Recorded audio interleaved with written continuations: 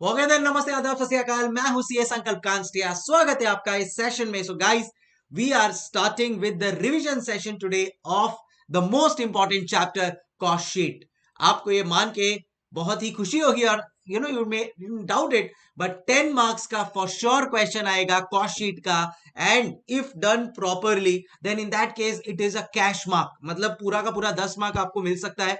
Just follow the revision lecture properly. इसके अंदर मैंने सिस्टमैटिकली सारी चीजें मैं आपको करवाने वाला हूं। क्या कॉन्सेप्ट है, फॉर्मूला, आईसीएआई के प्रैक्टिकल क्वेश्चन, सारी चीजें आपकी यहां पे कवर होने वाली है। जी हाँ, बट उसके पहले आपको क्या करना है कि विदाउट फेल सब्सक्राइब कर लेना है चैनल को with bell icon notification, because आपको रिवीजन लेक्चर मिलने वाले हैं सारे के सारे टॉपिक्स के on this channel for intermediate and for final level as well. तो एक लंबी जर्नी अपने को तय करनी है, सो आपकी तरफ से कोई अपडेट मिस ना हो जाए। Alright, so do share it with your friends also, जिनके लिए ये हेल्पफुल हो सकता है। सेकेंड थिंग, कमेंट्स आप लोगों के लिए ओपन है। कभी आपको लग रहा है कि यार सर ये वाली चीज एक करवा दो, नहीं समझ में आ रही है, कोई स्पेशल कोई कॉन्सेप्ट भी अगर आपको नहीं समझ में आ रहा है, you can always let me know in the comments and trust me, I read all the comments and I will get back to you with a video for the same. Third is that ये revision series में मैं क्या क्या चीजें cover करने वाला हूं। तो क्या वेटेज है, क्या फॉर्मेट है इस चैप्टर का, concepts, formulas, practical sums from the module itself, ये आप लोगों को एक रेफरेंस के तरह मैं यूज करवाने वाला हूं। एंड ये सब चीजें मैं करवाऊंगा मैजिक बुक से। अब हो सकता है आपके पास मैजिक बुक हो। सर मैजिक बुक क्या है? तो ये एक बेसिकली एक समरी बुक है for the exam time 1.5 days. So 1.5 days में आपके पास ज्यादा टाइम नहीं होता है, तो ये 1.5 डेज में कैसे कम टाइम में पूरा कंप्लीट करना है, वो बेसिकली मैंने ये बुक में लिया हुआ है। तो सारे के सारे formulas at one place with all the formats and exam time master questions, all of that at one place. But sir अभी हमारे पास ये नहीं है और हमारे एग्जाम आ रहे हैं, तो आपको ज्वाइन करना है मेरा टेलीग्राम चैनल, जिसका लिंक नीचे डिस्क्रिप्शन या कमेंट्स बॉक्स में मैं पिन कर रहा हूं। All you have to do is just join there. all the notes, formulas for your examination, updates for your examination will be shared on the Telegram channel. चलो भाई, so on that positive note start करते हैं आज का ये session. And जैसा मैंने यहाँ पे लिखा है that weightage of this chapter is guys 10 marks for sure. तो अगर ये इतना इंपॉर्टेंट है देन ऑब्वियसली इसको सिस्टमैटिकली करना है, बट कहीं ना कहीं इस पे मिस्टेक्स हो जाती है, या तो फॉर्मेट में या प्रैक्टिकल क्वेश्चंस में, तो वो चीजें अपन लोग ना करें। एंड मैंने कुछ स्पेशल नोट्स भी बनाए हैं, ये देखो, ये आप लोगों के लिए एकदम मस्त वाले मैंने खुद के हैंड रिटन नोट्स है, जिससे अपना ये पूरा सिस्टम एकदम अच्छी तरह से फटाफट कंप्लीट हो जाएगा। प्लस लास्ट में मैंने कुछ इंपॉर्टेंट पॉइंट्स, ये देखो स्पेशल पॉइंट जो आपको एग्जाम तक ध्यान रखना है, ये सारा का सारा जो आप लोगों को साथ पीडीएफ है ना, यही मैं शेयर करने वाला हूं मेरे टेलीग्राम चैनल के ऊपर। ऐसे में हर चैप्टर का special notes, practical sums, concept, formulas combine करके आप लोगों को दूंगा। And trust me, it will be very very helpful to you for your examinations. Alright guys, तो आई होप आप सुपर एक्साइटेड है, मैं भी उतना ही एक्साइटेड हूं। तो on that note let's start. एक आप लोग नोटबुक पेन पेपर ओपन करके रखिएगा, सो दैट इंटरएक्टिव रहे, आप लोग भी लिखते जाना। and end the end of the session, do let me know how was it. If it was worth it, do let me know in the comments, so that I can keep on making for more such chapters in a better way as much as possible. On that note, lights, camera, rolling, action. So cost sheet basically क्या होता है? Cost sheet is nothing but ये यही मैं आपको बोल रहा हूँ, ये जो इसका पीडीएफ है ना, ये आप लोगों के साथ शेयर हो जाएगा टेलीग्राम चैनल पे, तो टेंशन मत लेना। और किसी को उसका बुक चाहिए तो उसका भी लिंक डिस्क्रिप्शन बॉक्स पे, वहां से भी आप परचेस कर सकते हो, कोई लोड नहीं है। कॉस्ट शीट बेसिकली होता क्या है? कॉस्ट शीट एक सिस्टमैटिक क्लासिफिकेशन है of all the expenses that are incurred to manufacture a particular product. तो से फॉर एग्जांपल ये कैलकुलेटर अगर मेरे को बनाना है, तो ये कैलकुलेटर बनाने के लिए मेरे बहुत सारे खर्चे हुए होंगे। ये सारे खर्चों को लिस्ट डाउन करके एक सिस्टमैटिक क्लासिफिकेशन के साथ जब मैं इसको प्रेजेंट कर देता हूं ना इस फॉर्मेट में, that basically is cost sheet. तो इससे मेरे को एंड तक पता चल जाएगा कि मेरा कितना टोटल कॉस्ट हुआ है, उसके बेसिस पे मेरे को कितना प्रॉफिटेबिलिटी ऐड करना है, वो ऐड करके I will be able to compute my total sales. So this is the main role of the cost sheet. उसके लिए जो इंस्टीट्यूट्स है उन्होंने एक फॉर्मेट सजेस्ट किया है, and let's use that format and understand it, so that exam में जो भी क्वेश्चन आएगा वो ये फॉर्मेट में अपने को खाली नंबर्स पुट अप करने हैं and we will get the full marks. But अगर फॉर्मेट में कोई भी चीज ऊपर नीचे होती है then there are also chances कि आपके मार्क्स डिडक्ट हो सकते हैं। तो ये होता है ना, कभी कभी कोई चीज बहुत ज्यादा सिंपल होती है तो उसको अपन हल्के में ले लेते हैं, बट एग्जाम टाइम पे वो कंफ्यूजन हो जाता है कई बार कि अरे यार ये वाली चीज कौन सी आएगी, एंड इंस्टीट्यूट जानबूझ के ऐसे एक दो एडजस्टमेंट्स डालता है जिसकी वजह से आपका पूरा sum can go for a toss. तो इसके लिए पूरे लेक्चर को ध्यान से सुनिएगा सो दैट अपना पूरा 10 मार्क्स जो अपन लोग ने एक दूसरे को प्रॉमिस किया है वो पूरा का पूरा अपने को मिल जाए। अब मैं स्टार्ट कर रहा हूं कॉस्ट शीट। तो कॉस्ट शीट को बेसिकली ये जो फॉर्मेट है इसको दो पार्ट में डिवाइड किया है। एक पार्ट है डायरेक्ट कॉस्ट, दूसरा पार्ट है इनडायरेक्ट कॉस्ट। एक पार्ट है डायरेक्ट कॉस्ट, दूसरा पार्ट है इनडायरेक्ट कॉस्ट। डायरेक्ट कॉस्ट के अंदर तीन चीजें आती है, direct material consume, direct labour and direct expenses. इन तीनों को मिला के बनता है प्राइम कॉस्ट। और इनडायरेक्ट कॉस्ट में आता है factory overheads, QRACP, admin selling distribution overheads, and उसको मिला के बनता है, वो जो इनडायरेक्ट कॉस्ट है उसको मिला के बनता है ओवरहेड्स। अब अपने को इन डेप्थ समझना है इनके अंदर एक एक कौन सा एलिमेंट है, and then finally we will be having this final format with us, and अपना ये पूरा का पूरा cost sheet done and dusted हो जाएगा। अब इसमें एक एक जो भी चीज है वो सारी की सारी चीजें मैंने ICAI मॉड्यूल से पिकअप की है। सो इसके बाद आपको और कुछ भी करने की जरूरत नहीं है। फॉर एग्जांपल डायरेक्ट मटेरियल हो गया, डायरेक्ट लेबर, डायरेक्ट एक्सपेंसेस, ये सारे के सारे पॉइंट जो आपके मॉड्यूल में है या इन शॉर्ट कभी कोई पास्ट पेपर में RTP में आया है वो सारी चीजें मैंने यहाँ पे ले ली है। तो स्टार्ट कर रहे हैं अपन लोग। मेरे साथ ही ये रिविजन लेक्चर में आने वाले 15 मिनट में आपको पूरा फॉर्मेट भी मैं लर्न करवा दूंगा, और कोई स्पेशल पॉइंट्स है जो आपको ध्यान में रखने हैं एग्जाम के या सम सॉल्व करते वक्त वो भी अपन लोग फटाफट डिस्कस कर लेंगे। Let's start. सो जैसा मैंने बोला कि कॉस्ट शीट को दो पार्ट में डिवाइड किया, एक है डायरेक्ट कॉस्ट, एक है इनडायरेक्ट कॉस्ट। डायरेक्ट कॉस्ट में तीन चीजें होती है, direct material, direct labour and direct expenses. इन तीनों को मिला के बनता है प्राइम कॉस्ट। इनडायरेक्ट कॉस्ट में होती है तीन चीजें, factory overheads, QRACP, selling admin and distribution overheads, and in तीनों को मिला के बनता है ओवरहेड। सो इनडायरेक्ट कॉस्ट बेसिकली ओवरहेड्स बोलते हैं, एंड डायरेक्ट कॉस्ट में ये तीन चीज ऐड होके बनती है प्राइम कॉस्ट। अब एक एक इंडिविजुअली एनालाइज करते हैं। सबसे पहला है direct material consume. Direct material consume का फॉर्मेट कुछ ऐसा है that opening stock of raw material plus कितना मैं ये बार रॉ मटेरियल परचेस कर रहा हूं, आइडियली कितना मेरा क्लोजिंग स्टॉक बच गया है, तो जो माइनस कर देंगे वो क्लोजिंग स्टॉक को, माइनस करने के बाद मेरा कितना डायरेक्ट मटेरियल कंज्यूम हुआ है। मैं आपको एक एग्जांपल देता हूं। समझो आपके पास ये कैलकुलेटर बनाने के लिए ऑलरेडी 100 रॉ मटेरियल पड़ा है, 100 यूनिट्स ऑफ प्लास्टिक का रॉ मटेरियल पड़ा है। अब अगर आपके पास 100 प्लास्टिक पड़ा है तो वो आपका ओपनिंग स्टॉक हो गया, और कैलकुलेटर्स बनाने के लिए आपने 500 प्लास्टिक और मंगाया, तो 100 आपके पास पड़ा था, उसमें और 500 आपने मंगाया, तो टोटल अब आपके पास 600 रॉ मटेरियल हो गया। उसमें से 200 अभी आपके पास क्लोजिंग स्टॉक बचा हुआ है। तो भाई टोटल मेरे पास 600 था, उसमें से 200 अभी भी बचा है, मतलब मैंने कंज्यूम कितना किया?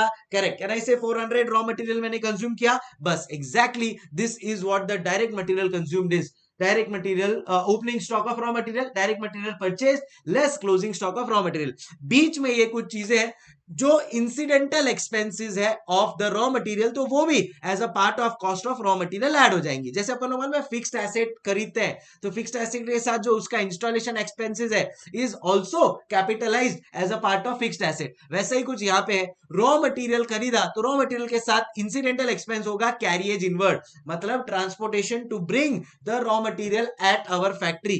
दूसरा इंश्योरेंस और अदर कॉस्ट ऑफ प्रोक्योरमेंट। तीसरा अगर ट्रेड डिस्काउंट है या कुछ स्क्रैप ऑफ रॉ मटेरियल में पैसा मिला है देन इन दैट केस ये स्पेसिफिकली माइनस हो जाएगा, तो इसको मैं हाईलाइट कर देता हूं। ड्यूटीज एंड टैक्सेस अगर आपने पे किया है बट उसका आपको इनपुट टैक्स क्रेडिट नहीं मिल रहा है तो वो भी यहाँ पे ऐड हो जाएगा। तो यूजुअली तो कोई बिजनेस अगर कोई रॉ मटेरियल खरीदेगा तो उसको इनपुट ड्यूटी मिलता है, इनपुट क्रेडिट मिलता है, तो माइनस हो जाता है वो रॉ मटेरियल के कॉस्ट से। बट अगर नहीं है तो फॉर एग्जाम्पल मैंने 1 लाख का रॉ मटेरियल खरीदा, 18,000 का GST है। अब अगर आपको वो GST का क्रेडिट मिल रहा है तो वो आपका 18,000 कॉस्ट नहीं बनेगा, बट अगर वो 18,000 का GST आपका कॉस्ट आपका क्रेडिट नहीं मिल रहा है देन 1 लाख प्लस 18,000 टोटल 1,18,000 आपका टोटल कॉस्ट बन जाएगा। तो ड्यूटीज एंड टैक्सेस डिपेंड कि आपको इनपुट क्रेडिट उसका मिल रहा है then in that case it will not come. अगर नहीं मिल रहा है then it will be added as a part of the total cost. So मेरे इंसिडेंटल एक्सपेंसेस में carriage inwards, insurance of raw material, scrap of raw material या trade discount अगर कुछ दिया है तो वो माइनस हो जाता है. ड्यूटीज एंड टैक्सेस अगर क्रेडिट नहीं मिला है तो वो ऐड हो जाता है. And this in all makes my direct material consumed. क्या, एक बार वापस पढ़ लेते हैं. Opening stock of raw material plus purchase of raw material plus carriage inwards, insurance और other cost of procurement, less trade discount, scrap of raw material, add duties and taxes if no credit, less closing stock of raw material. ये बन गया मेरा direct material consumed. क्या अभी आप लोगों को दिमाग में हमेशा रहेगा? यस. चलो, तो मेरा डायरेक्ट मटेरियल कंज्यूम्ड हो गया. सेकंड पे आता हूं मेरा डायरेक्ट लेबर.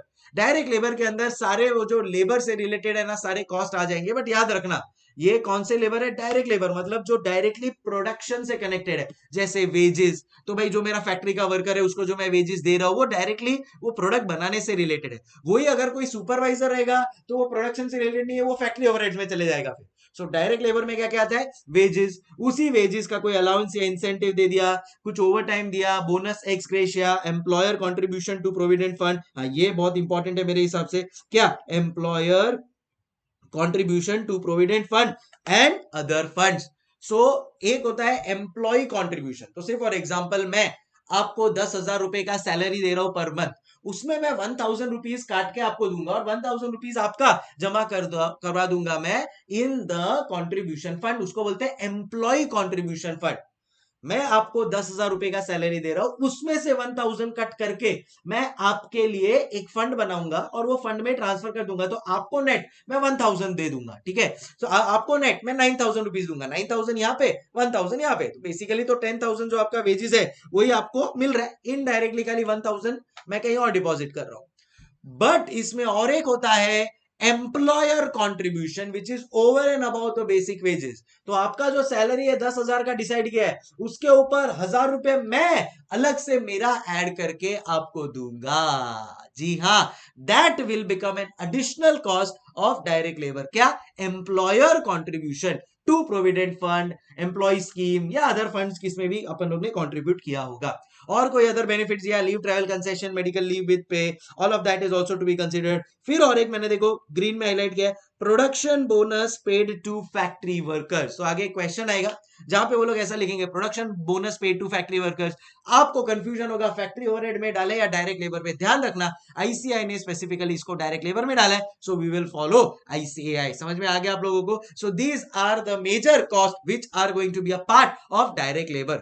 फिर बाद में आता है डायरेक्ट एक्सपेंसेस. अब ध्यान रखना, अगर कोई डायरेक्ट कॉस्ट है, डायरेक्ट कॉस्ट का मतलब क्या हुआ? Any cost which varies with the production. से फॉर एग्जांपल प्लास्टिक है, तो अगर मेरे को एक कैलकुलेटर बनाना है तो 1 किलो प्लास्टिक मंगाऊंगा, 10 कैलकुलेटर बनाने तो 10 किलो प्लास्टिक मंगाऊंगा. सो उसको बोलते हैं डायरेक्ट कॉस्ट. तो डायरेक्ट कॉस्ट अगर है, डायरेक्ट मटेरियल या डायरेक्ट लेबर में फॉल नहीं कर रहा है, then it will be called as direct expenses. ध्यान में रखना. अब ये डायरेक्ट एक्सपेंसेस में क्या क्या आता है? Cost of utilities like power, fuel, steam अगर उन्होंने दिया आपको, उसको डायरेक्ट एक्सपेंसेस में डालना है.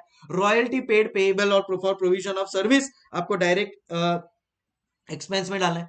हायर चार्जेस, जॉब चार्जेस, इसमें कई बार कंफ्यूजन हो जाता है, प्लीज हाईलाइट कर लो, इसको भी आपको किस में डालना है? डायरेक्ट एक्सपेंसेस में डालना है. Fees for technical assistance and know how. अब देखो ग्रीन में कुछ चीजें आ गई है. एक क्वेश्चन है इंस्टीट्यूट का, जुलाई 21 के अटेम्प्ट का शायद, जहां पे स्पेसिफिक डिजाइन सॉफ्टवेयर आया है. तो ये स्पेसिफिक डिजाइन एंड सॉफ्टवेयर हुआ तो डायरेक्ट एक्सपेंस में जाएगा. आगे आपको फैक्ट्री ओवरहेड्स में आएगा डिजाइन एंड फैक्ट्री डिपार्टमेंट. अगर उसका अलग से डिपार्टमेंट ही है तो अपना एक जनरल फिक्स्ड कॉस्ट इंकर ही हो रहा है, then in that case that will become a indirect cost. But यहाँ पे ये तो स्पेसिफिकली ये प्रोडक्शन से रिलेटेड स्पेसिफिक डिजाइन सॉफ्टवेयर जा रहा है, सो this will become a direct expense. For example, आप लोग जब हमारे लेक्चर्स लेते हो तो आप लोगों को एक सीरियल की मिलती है. दैट सीरियल की इज बेसिकली अ सॉफ्टवेयर की. बराबर है. तो जितने स्टूडेंट्स एनरोल होंगे उतना मेरा वो सॉफ्टवेयर की का कॉस्ट लगेगा. Specific design, specific software cost. समझ में आ गया? डन. फिर आता है consumable material and amortised cost of moulds और पैटर्न्स. तो ये भी डायरेक्ट एक्सपेंसेस का पार्ट बनेगा. अब इसमें भी दो पार्ट होते हैं. एक होता है कंज्यूमेबल मटेरियल, फैक्ट्री ओवरहेड्स में आएगा कंज्यूमेबल स्पेयर्स एंड टूल्स, तो कंज्यूमेबल स्पेयर्स एंड टूल्स गया तो वो फैक्ट्री ओवरहेड में, बट कंज्यूमेबल मटेरियल आया तो वो डायरेक्ट एक्सपेंसेस में आ जाएगा। तो ये छोटी छोटी चीजें ध्यान में रखना, इसके लिए मैं रिवीजन में भी इसको एकदम बारीकी से आप लोगों को एक एक चीज बता रहा हूं। So this forms a part of your direct expenses. ये सब मिला के बनता है आपका टोटल प्राइम कॉस्ट। अगर आप लोग ये बुक देखेंगे या पीडीएफ देखेंगे, जिसके पास मैजिक बुक है वो ओपन करके बैठा होगा, तो आपको दिखेगा, देखो, direct material consume, opening stock, add addition या परचेजेस, उससे रिलेटेड जो भी स्टॉक है, less closing stock will give you direct material consume.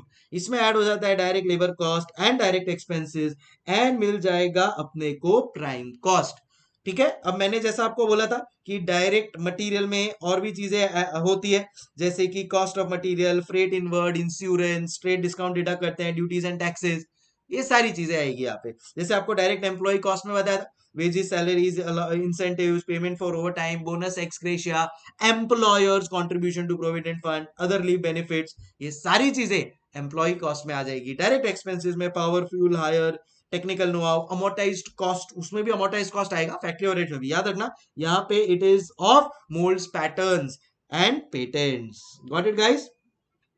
So amortized cost of molds, patterns and patents, other direct expenses as well. So यहाँ पे सारी चीजें आ गई, royalty, cost of mould, job charges, excise duty based on output produce, ऐसा कुछ specific हुआ तो designing, hiring, special charges related to the machine. Got it? अब इसी से आगे आता है factory overhead. Factory overhead important है बिकॉज इसमें कुछ चीजें हैं जो डायरेक्ट एक्सपेंसेस से मिलती जुलती है, जो मैंने अभी आप लोगों को आइडिया दे दिया है कि कैसे डिफरेंस है। फॉर एग्जांपल यहाँ पे देखो, आप लोगों को दिखेगा कि स्पेसिफिक डिजाइन है, यहाँ पे भी डिजाइन आपको दिखेगा, but this design is of basically, ये this is basically a department related to design. तो अगर डिपार्टमेंट ही हुआ अलग से तो वो फैक्ट्री ओवरहेड में जाएगा। स्पेशल डिजाइन, स्पेशल सॉफ्टवेयर हुआ, then in that case that will go in direct expenses. I hope आपको क्लियर हो गया होगा। फिर कंज्यूमेबल मटेरियल्स था यहाँ पे कंज्यूमेबल स्टोर्स एंड स्पेयर्स आ जाएगा अलग से। सो ये देखो, ये कंज्यूमेबल स्टोर स्पेयर्स है, drawing, designing, department cost, amortised cost of jigs, fixtures and tools. So jigs, fixtures, tools है, उसका अगर अमोर्टाइज्ड कॉस्ट आ रहा है तो वो भी मेरे फैक्ट्री ओवरहेड्स का पार्ट बन जाएगा। So I hope we are clear with these points. फिर बाद में आता है depreciation, repair, maintenance of plant machinery, factory building, ये तो आई थिंक एक जनरल पॉइंट है। Lease, rent on production assets, ध्यान में रखना। Carriage on material return, this is a very very important point. अगर कोई मटेरियल रिटर्न हो रहा है और उसके ऊपर कैरियज देना पड़ रहा है तो फिर वो मेरा डायरेक्ट मटेरियल में नहीं आएगा। डायरेक्ट मटेरियल में क्या जाता है, जब मेरा रॉ मटेरियल सप्लायर से मेरे फैक्ट्री में आ रहा है, वो कैरियज इनवर्ड वाला डायरेक्ट मटेरियल में आता है। अगर कोई मेरे मटेरियल को रिटर्न किया, उसके ऊपर अगर कोई कैरियज पे किया ना, that will come in factory overheads. ये छोटी छोटी बारीक चीजें भी मैं ट्राई कर रहा हूं कि मैं अपने रिवीजन में कन्वर्ट कर दूं, सो दैट रिवीजन आप लोगों के लिए एकदम बोलते ना यूजफुल रहे। Insurance of stock and insurance of stock of raw material and WIP, ये भी इंपॉर्टेंट है, क्योंकि अदरवाइज अपने को क्या लगेगा, इंश्योरेंस ऑफ रॉ मटेरियल कहां पे जाएगा, करेक्ट, अपने को लगेगा कि वो डायरेक्ट मटेरियल में जाना चाहिए, बट ध्यान रखना it will come here. So insurance of stock of raw material and WIP will become a part of my factory cost. ये देखो, insurance of plant machinery, factory building, stock of raw material and WIP, stock of raw material and WIP, ये देखो इधर लिखा, ये is a part of factory overhead. अच्छा, everybody done. Indirect employ cost related with production activities, service department cost जैसे tool room, engineering, maintenance, pollution control, all of this will also be a part of factory overheads. So अब I hope आपको clear हो गया होगा कि factory overheads में क्या क्या ये चीजें जाएगी। जो भी फैक्ट्री से रिलेटेड काम है, जो भी फैक्ट्री में काम हो रहा है, उससे रिलेटेड कोई कॉस्ट हुआ, वो जाएगा फैक्ट्री ओवरहेड्स में। कंज्यूमेबल टूल्स एंड स्पेयर्स, जैसे अगर कोई मशीन को ठीक करने के लिए टूल यूज हो रहा है, ड्राइंग डिपार्टमेंट है, जिग्स, फिक्सचर्स लिए हुए हैं, उनका अमोर्टाइजेशन, मशीनरी होती है उसका डेप्रिसिएशन, उसका रिपेयर, उसका मेंटेनेंस, फैक्ट्री बिल्डिंग है उसका रिपेयर, उसका maintenance, lease, rent, production assets, carriage on material return, ये इंपॉर्टेंट पॉइंट था जो मैंने मार्क करवा दिया। Insurance of raw material also, चलो डब्ल्यूआईपी का तो इंश्योरेंस यहाँ पे लो गया, पर रॉ मटेरियल का भी इंश्योरेंस यहाँ पे आएगा। Indirect employ cost related with production activities and service department cost जैसे कि tool room, engineering, maintenance, pollution control. All of this is basically a part of your factory overheads. I hope we are absolutely clear with this concept. फिर बाद में इसी में फिर add होता है मेरा opening stock of WIP less closing stock of WIP and I will get and I will get the factory cost. So ये देखो एड वर्क्स और फैक्ट्री ओवरहेड, जो अभी मैंने आप लोगों के साथ जो वर्किंग नोट पूरा पढ़ा वो मैं इधर ऐड कर दूंगा तो मुझे मिल जाएगा ग्रॉस फैक्ट्री कॉस्ट. इसमें add opening WIP less closing WIP and frankly we will get the factory cost और the works cost. Got it everybody? Done. इसमें ऐड हो जाएगा QRACP and then I will get the cost of production. So क्या होता है ये QRACP? Q represents quality control cost, R research and development, A admin related to production, C credit for recoveries. अभी सुनो, आप लोग रॉ मटेरियल मंगाया, raw material बहुत अच्छा आया, ठीक है, अगर रॉ मटेरियल खराब आया तो उसको आप रिटर्न कर दोगे. देन इन दैट केस चलो उसके ऊपर अगर कुछ पैसा मिल गया तो वो तो स्क्रैप ऑफ रॉ मटेरियल में, डायरेक्ट मटेरियल में माइनस हो जाएगा. रिटर्न किया उसका कैरिएज इनवर्ड फैक्ट्री ओवरहेड में आएगा. बट अगर ये रॉ मटेरियल अच्छा है और मैंने इसको मशीन में डाला, मशीन में यूज होते वक्त थोड़ा ये रॉ मटेरियल खराब हो गया, देन इन दैट केस मैं क्या करूंगा, मैं इसको बेच दूंगा. बराबर है, रॉ मटेरियल वो भी बन के आएगा बट जो मेरा गुड्स बन के आएगा वो बराबर नहीं होगा, हो सकता है मैं उसको बेच दूं. या फिर कभी कभी मेन प्रोडक्ट बनाते बनाते मेरा कुछ बाय प्रोडक्ट भी बन जाएगा. तो अगर वो बाय प्रोडक्ट बन गया और उसको मैंने मार्केट में बेचा, सो ये सारी चीजें यहां पे रिड्यूस हो जाएगी. Credit for recoveries, net realisable price of by product या WIP. तो WIP को बेचा या बाय प्रोडक्ट को बेचा, उससे जो रिकवरी हुआ वो QRACP में, C जो है क्रेडिट फॉर रिकवरीज उधर माइनस हो जाएगा. Then there is joint cost, अगर कोई जॉइंट कॉस्ट एलोकेट कर रहा है तो वो भी यहाँ पे आ जाएगा. And P is primary packaging cost. What is this primary packaging cost? अगर अपने को टूथपेस्ट यूज करना है तो वो टूथपेस्ट, जो पेस्ट जिसके अंदर होता है, तो बाहर का जो आपका प्लास्टिक का मटेरियल है, that basically is nothing but your primary packaging cost. Suppose कोई बिस्किट है तो वो बिस्किट को डालोगे किसमें, वो जो पैकेट है, that is basically primary packaging cost. Alright guys, उसके ऊपर कुछ एडिशनल पैकेजिंग किया है, that will become secondary packaging cost, जो मेरा सेलिंग डिस्ट्रीब्यूशन में जाएगा. उसका टेंशन उधर लेंगे, वो यहां पे अपना सेलिंग डिस्ट्रीब्यूशन में जाएगा. Alright guys, so I hope primary packaging cost समझ में आ गया होगा. तो अब ये QRACP जब मैं ऐड कर देता हूं मेरे फैक्ट्री कॉस्ट में, गाइस जब ये QRACP में मेरे फैक्ट्री कॉस्ट में ऐड कर देता हूं, देन मेरे को मिल जाता है कॉस्ट ऑफ प्रोडक्शन. इस कॉस्ट ऑफ प्रोडक्शन में मैं opening stock of finish goods add करूंगा, closing stock of finish goods less करूंगा, I will get the cost of goods sold.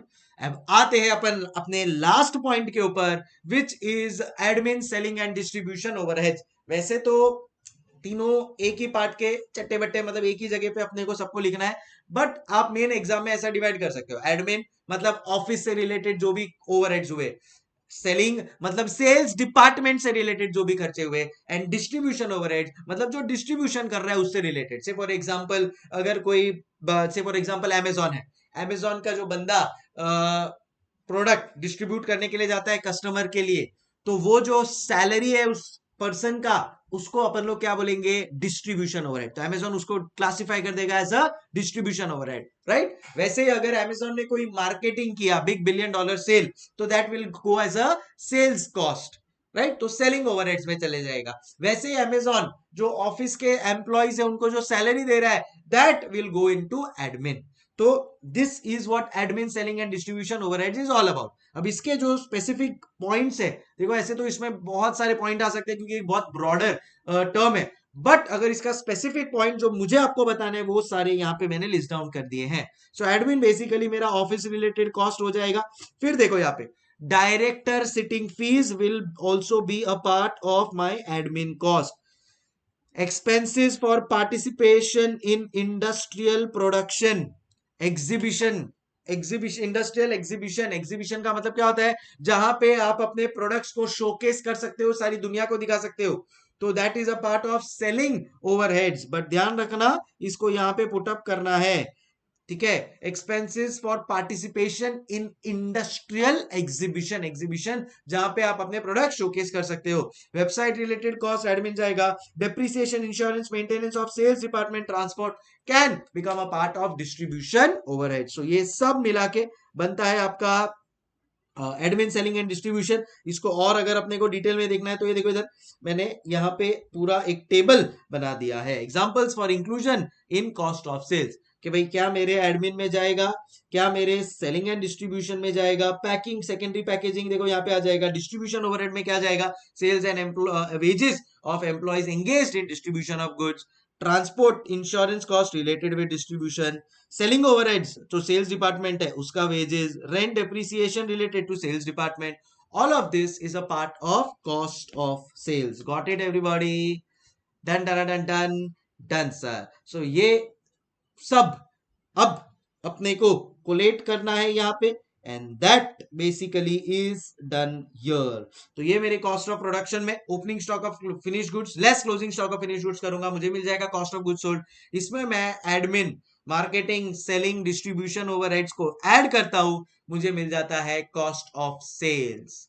और अब इंक्लूड कर लिया है आईसीएआई ने इस कॉस्ट ऑफ सेल्स में और एक स्पेसिफिक पॉइंट, एंड दैट जो मैंने आपको देखो इधर एक जनरल पॉइंट में भी लिखवाया है, स्पेशल पॉइंट में भी लिखवाया है, and that is basically interest and finance charges is also to be shown as last item of cost of sales. तो अगर आपको इंटरेस्ट एंड फाइनेंस चार्जेस दिख रहा है तो बस कॉस्ट ऑफ सेल्स जहां पे खत्म हो रहा है उसके पहले वहां पे अपने को दिखा देना है इंटरेस्ट एंड फाइनेंस कॉस्ट। पहले इंस्टीट्यूट इंक्लूड नहीं करता था, but now they have specifically taken it here, so we will also show it.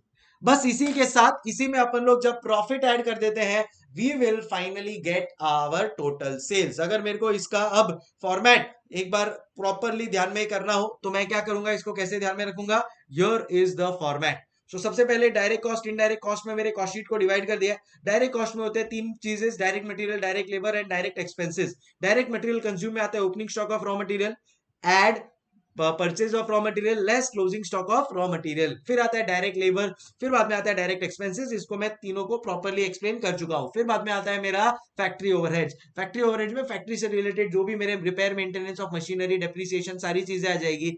उसके बाद ये प्राइम कॉस्ट में फैक्ट्री ओवरहेड्स ऐड हो जाता है। उसके बाद आ जाता है मेरा gross works cost.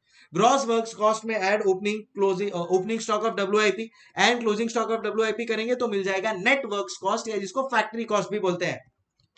Factory cost में फिर अपन लोग ऐड करेंगे QRACP. So quality research admin, याद रखना ये जो एडमिन ओवरहेड्स है, दिस इज आरटीपी, मतलब related to production. Less credit for miscellaneous income, add packaging primary cost will give us cost of production. उसमें ऐड करना है opening stock of finish goods less closing stock of finish goods, अपने को मिल जाएगा cost of goods sold. इसमें admin, selling and distribution overheads add करना है, and we will get the cost of sales, and finally profit add करके we will complete the cost sheet format जहां पे अपने को सेल्स मिल जाएगा। So can I say that आप लोगों को पूरी तरह से क्लियर हो गया है फॉर्मेट ऑफ कॉस्ट शीट। उसके बाद में कुछ स्पेसिफिक पॉइंट्स है जो मेरे को चाहिए कि आप लोगों को ध्यान में रहे before we start with the question. उसमें है ये formula, opening stock plus purchases is equal to closing stock plus sales. अब अपन सब लोग ने कितनी बार ट्रेडिंग पीएनएल अकाउंट बनाया हुआ है, तो कहना इसे अपन लोग डेबिट साइड पे लिखते हैं ओपनिंग स्टॉक, डेबिट साइड पे अपन लोग लिखते हैं परचेजेस, क्रेडिट साइड पे लिखते हैं अपन क्लोजिंग स्टॉक, और क्रेडिट साइड पे ही लिखते हैं अपन लोग सेल्स। बस उसी को यहाँ पे ये इक्वेट कर रहा हूं। ओपनिंग और एक फॉर्मूला है, opening stock plus units produce is equal to closing stock plus unit sold. कभी भी क्वेश्चन में होगा कि आपको या तो units produced, unit sold, closing stock या opening stock as a balancing figure find करना पड़ेगा, and that is where you can use this formula. कुछ स्पेशल पॉइंट जो अपने को ध्यान में रखने हैं, that valuation of stock is always done at cost of production per unit. ये cost of production per unit आप लोग कैसे कैलकुलेट करोगे, तो इट इज वेरी सिंपल। जैसा कि आप लोग ने यहाँ पे देखा कि ये देखो इधर आप लोगों का कॉस्ट ऑफ प्रोडक्शन आ गया है। ये cost of production is for how many units, से फॉर एग्जांपल यहाँ पे मेरा ये कॉस्ट ऑफ प्रोडक्शन आता है 1 लाख। दिस इज फॉर से 5000 यूनिट्स, मतलब एक यूनिट का कॉस्ट ऑफ प्रोडक्शन कितना हुआ, cost of production per unit कितना हुआ, 20 rupees per unit. Multiply that by the number of units of closing stock. तो number of units of closing stock से है 1000 units, so we will get rupees 20,000. We will get rupees 20,000. Are we clear, everybody? So closing stock of finished goods valued at cost of production per unit. Cost of production per unit कैसे calculate करोगे? Total cost of production जो है divide by जो आप लोगों का number of units produced है। Number of units produced कहां से आएगा बेटा? ये देखो ना, इधर अभी आप लोग ने कैलकुलेट किया ना, यूनिट्स प्रोड्यूस्ड, यहां से आपको यूनिट्स प्रोड्यूस्ड मिल जाएगा। So all you have to do is, वो जो यूनिट्स प्रोड्यूस हुआ है उससे आप डिवाइड कर लो टोटल कॉस्ट ऑफ प्रोडक्शन, तो आपको cost of production per unit मिल जाएगा। Multiply that by the closing stock of finished goods and we will get the total closing stock of finished goods का value, total finished goods stock का value. ए समझी good everybody? Clear? So done हो गया, clear. अब next conversion cost, कभी कभी आपको वो बोलेगा calculate the conversion cost, so direct labour plus direct expenses plus factory cost. कभी कभी वो परसेंटेज दे देगा that okay factory overheads is 10% of conversion cost. तो जो भी है कन्वर्जन कॉस्ट के लिए आपको लेना है direct labour plus direct expenses plus factory cost. फिर बाद में आ जाता है आपका cost of production plus opening stock of finished goods is equal to cost of goods available for sale. So कभी कभी आपको क्वेश्चन ऐसा वर्डिंग्स देगा, क्या वर्डिंग्स देगा? Cost of goods available for sale. तो अगर cost of goods available for cell है तो याद रखना it is cost of production plus opening stock of finished goods, बस रुक जाना, less closing stock of finished goods कर दोगे ना, देन इन दैट केस आ जाएगा cost of goods sold. But अपने को चाहिए cost of goods available for sale, so cost of production plus opening stock of finished goods. फिर आते हैं if opening stock of finished goods is nil, तो cost of production is equal to cost of production per unit is equal to cost of goods sold per unit. तो फिर tension नहीं है। सो ये भी एक पॉइंट है जो आप लोग मार्क कर सकते हो, it is very important that if opening stock finish goods का नील है तो फिर जो cost of production per unit है वही cost of goods sold per unit निकलेगा। Salary paid to directors technical, एक क्वेश्चन में आएगा, याद रखने का, जनरल एडमिन एंड ओवरहेड में उसको पुट अप कर दो। इंटरेस्ट फाइनेंस चार्जेस है show as cost of sales. तो आई होप ये इंपॉर्टेंट पॉइंट्स आप लोगों के क्लियर हो गए होंगे। और कुछ स्पेसिफिक पॉइंट्स है जो मैं आप लोगों के साथ डिस्कस कर लेता हूं so that when we solve the sums we are very very clear. Again I am telling you, ये जो पीडीएफ है ये आपको मिल जाएगा मेरे टेलीग्राम चैनल से, जिसका लिंक नीचे कमेंट बॉक्स में दिया है, just download it from there. Exclusions in the cost sheet, सबसे पहला है अबनॉर्मल कॉस्ट। तो कोई भी abnormal cost shall not form part of any cost of production। जी हाँ, सो अपने को अबनॉर्मल कॉस्ट को लेना ही नहीं है अपने कैलकुलेशन में। सब्सिडी ग्रांट या इंसेंटिव मिलेगा, reduce from the cost. Penalty fine damages demurrage not form part of cost. Interest and other finance cost presented in cost statement as a separate item of cost of sales. Do not include GST if credit available, if credit नहीं available है तो add हो जाएगा as a part of cost. Interest finance charges paid for non equity fund included as a part of office and admin cost. If opening stock of finish goods is nil, cost of production per unit and cost of goods sold equal. जो बताया outstanding wages दिया है to be added as a part of direct wages. Salary paid to technicals, ये अपना हो गया। Do not include income tax and donation in the cost sheet, so ये भी एक इंपॉर्टेंट पॉइंट है। सो इनकम टैक्स या डोनेशन होगा, do not include that in the part of cost sheet. Provision for doubtful dates या discount rebate भी नहीं कहीं पे भी आएगा।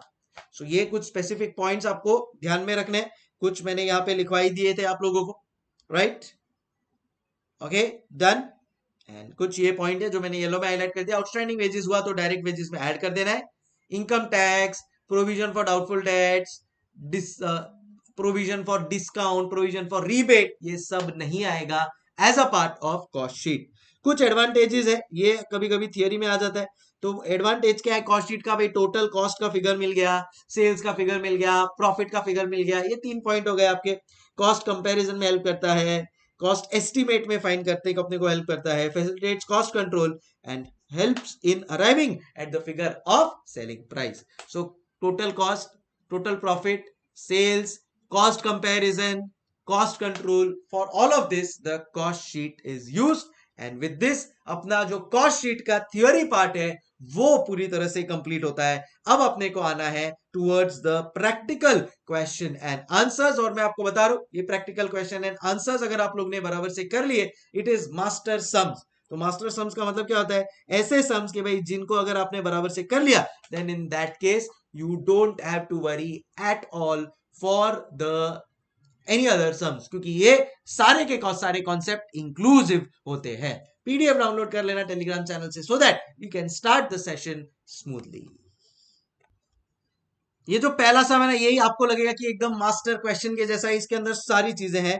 Here let's start. अपना please everybody be very attentive and ये पीडीएफ को प्रॉपरली ओपन कर लो, बिकॉज जब अपन लोग ये सम्स को सॉल्व करना स्टार्ट करेंगे ना, तो अब will have to be very very quick. मैं एकदम ऐसा पूरा सॉल्विंग नहीं करूंगा, बट जो जो भी इंपॉर्टेंट पॉइंट्स है वो डिस्कस करके आप लोगों को यहाँ पे बता दूंगा कि उसका ट्रीटमेंट कैसे करना है।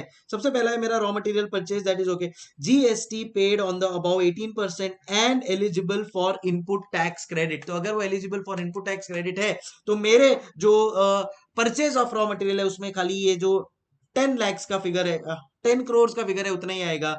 यहाँ पे ये जो 18 lakhs 1 crore 80 lakh का फिगर है वो कट हो जाएगा, वो नहीं आएगा, बिकॉज इसका मेरे को जीएसटी क्रेडिट मिल जाएगा। So if I want 10 crore plus 1 crore 80 lakh minus 1 crore 80 lakh भी कर सकता हूँ, नेट मेरे पास बच जाएगा 10 crore। Freight inwards will become a part of my direct material cost. Wages paid to factory workers, direct labour, contribution made towards employees provident fund. तो employer contribution कर रहा है किधर? Towards employees provident fund. So this will become a part of direct labour. Production bonus paid to factory workers, ये आप लोगों के लिए मैंने स्पेसिफिकली देखो पॉइंट लिखवाया था डायरेक्ट लेबर में, अगर आप लोगों को याद होगा तो ये देखो production bonus paid to factory workers. तो बस बेसिकली यही मेरा काम है कि आप लोगों के जो जो भी कुछ स्पेसिफिक पॉइंट है ना, वो मैं यहाँ पे कवर कर लूं, सो दैट जब आप लोगों के साथ मैं ये पीडीएफ शेयर करूं, आप इतना प्रॉपरली करके जाओ एग्जाम के लिए, and you will be self sufficient for everything.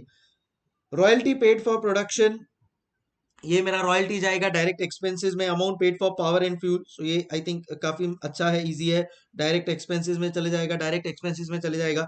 Amount paid for moulds and patterns life is equivalent 2 years, तो ये भी डायरेक्ट एक्सपेंस में जाएगा, but because this is for 2 years, तो 4,62,000 डिवाइड बाय 2 कर देंगे, so this will become 2,31,000। I hope समझ में आ गया होगा। Job charges paid to job workers direct expenses में जाता है। स्टोर्स एंड स्पेयर्स दो है, ऑफ एक तो consumption of materials and stores and spheres consumption, तो स्टोर्स एंड स्पेयर्स वाला जाता है फैक्ट्री ओवरहेड में। बाकी इन जनरल पॉइंट्स जो है, डेप्रिसिएशन ऑन फैक्ट्री बिल्डिंग, तो ये फैक्ट्री बिल्डिंग वाला फैक्ट्री ओवरहेड में जाएगा, ऑफिस बिल्डिंग वाला एडमिन में जाएगा, प्लांट एंड मशीनरी वाला फैक्ट्री ओवरहेड में जाएगा, डिलीवरी व्हीकल्स वाला मेरा जाएगा डिस्ट्रीब्यूशन ओवरहेड में। याद रखना, क्योंकि वो डिस्ट्रीब्यूशन के लिए यूज हो रहा है ना डिलीवरी व्हीकल, तो उसका जो डेप्रिसिएशन है वो मेरा डिस्ट्रीब्यूशन ओवरहेड में यूज हो जाएगा, and that's how it works.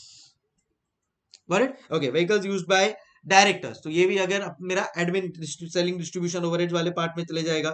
So I think this done. हाँ, ये आ गया एक important point, stock of raw materials and WIP, ये जाता है मेरा फैक्ट्री ओवरहेड्स में। सो ये पॉइंट इंपॉर्टेंट है जो अपने को ध्यान में रखना है, ये फैक्ट्री ओवरहेड्स में जाता है।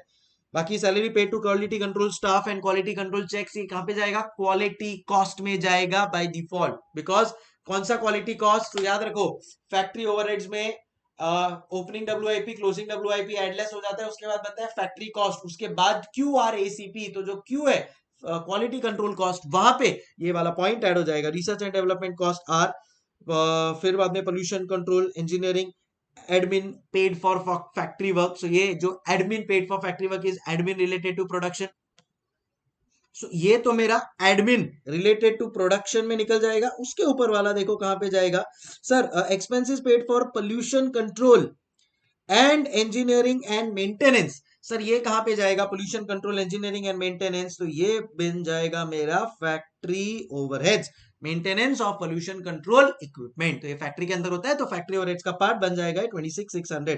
फिर बाद में एक आता है और एक nice point, and that is this, salary paid to production control manager. So production control manager का जो सैलरी है that will become admin related to production. Mark it as a very very important point, मतलब मेरे को लग रहा है यहाँ पे भी मैं इस चीज को ऐड कर देता हूं, salary paid to production control manager, so ये इसको इधर ऐड कर देते हैं अपन, सैलरी, ये एज पर मॉड्यूल है, paid to production control manager. समझ में आ गया अपने को? Yes sir. Finance and account, sales marketing हो गया, salary paid to general manager, packing cost paid for primary packing and for redistribution. तो जो प्राइमरी पैकिंग है वो QRACP में जाएगा, QRACP में जाएगा। एंड दूसरा है for redistribution of finish goods, ये जाएगा सेकेंडरी ओवरहेड्स में। तो ये डिस्ट्रीब्यूशन ओवरहेड जो अपना जाता है ना, उधर ये वाला कॉस्ट ऐड हो जाएगा। Almost interest and finance charges, हाँ, ये जाएगा मेरा कॉस्ट ऑफ सेल्स में। Fees pay to legal advisers, auditors, independent auditors, ये सारा एडमिन में जाएगा। So that's okay. Performance bonus किसको पे किया है? सेल्स स्टाफ को, तो obviously selling and selling overheads में चले जाएगा। बाकी वैल्यूएशन ऑफ स्टॉक है एंड आई थिंक डन है। Now a very very again important point, इसको मैं ब्लू में हाईलाइट कर रहा हूं, एवरीबॉडी ध्यान देंगे। Amount realised by selling of scrap and waste generated during manufacturing process. अगर वो, ध्यान से सुनना, अगर वो स्क्रैप मटेरियल का होता तो डायरेक्ट मटेरियल कंज्यूम में लेस हो जाता, बट ये वाला स्क्रैप कहां का है? During manufacturing process. तो QRACP में अपन लोग इसको इंक्लूड करेंगे। ये रहा, ये देखो, ये रहा आपका QRA, और ये इधर आ गया है हमारा realisable value on sale of scrap and waste because it was during manufacturing process, because it was during manufacturing process. Hey, समझ गए everybody?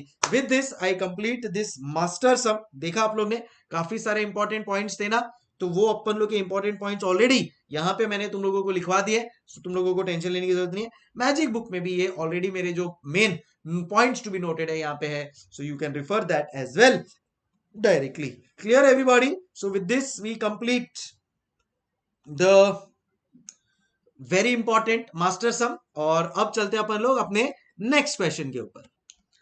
Again a very nice sum on the way, मजा आ जाएगा ये सम करके, क्योंकि इसके अंदर भी 2-3 एडजस्टमेंट्स है जो बहुत अच्छे हैं। चलो लेट्स स्टार्ट।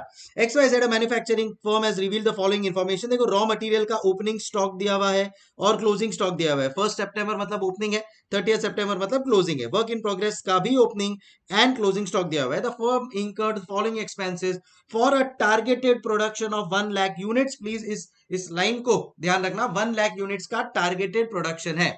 अब आगे उन्होंने देखो क्या बोला है, कंज्यूमेबल स्टोर्स एंड फैक्ट्री, अपने को पता है कि ये जाता है फैक्ट्री ओवरहेड में। रिसर्च एंड डेवलपमेंट वो QRACP के R में जाएगा। क्वालिटी कंट्रोल कॉस्ट है, यहाँ पे मेरे को पैकेजिंग कॉस्ट दिया है पर सेकेंडरी दिया है, तो ये सेलिंग एंड डिस्ट्रीब्यूशन में चले जाएगा।